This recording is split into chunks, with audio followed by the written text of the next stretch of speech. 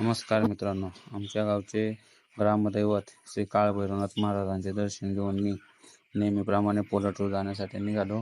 आज आमच्या गावची साथ असल्यामुळे गेल्या शेतावरील बांधा जो काही आपला देव आहे त्या देवाला नारळ फोडून अगरबत्ती लावून नैवेद्य दाखवायचा होता. तर साथ म्हणजे काय, तर आमच्या मावळ तालुक्यामध्ये पावसाळी महत्त्वाचे पीक म्हणजे भात लागवड होय. ही भात लागवड करायच्या अगोदर शेताच्या बांधावर जो काही देव आहे त्या देवाला नारळ फोडून अगरबत्ती लावून नैवेद्य वगैरे दाखवून तेव्हाच भात लागवड केली जाते. तर आपण हा व्हिडिओ महाराष्ट्रातील कोणत्या गावामधून पाहत आहात आणि आपल्याकडे सुद्धा अशी काही प्रथा आहे का? जर प्रथा असेल तर कमेंट बॉक्समध्ये नक्की कळवा.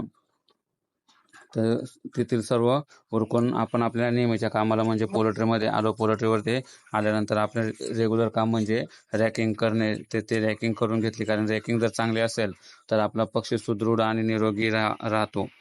हा व्हिडिओ जर तुमच्यापर्यंत पोहोचला असेल तर आपल्या चॅनलला नक्की सबस्क्राईब करा, जेणेकरून तुम्हाला पोल्ट्री संदर्भात आणि शेती संदर्भात योग्य माहिती मिळून जाईल. धन्यवाद.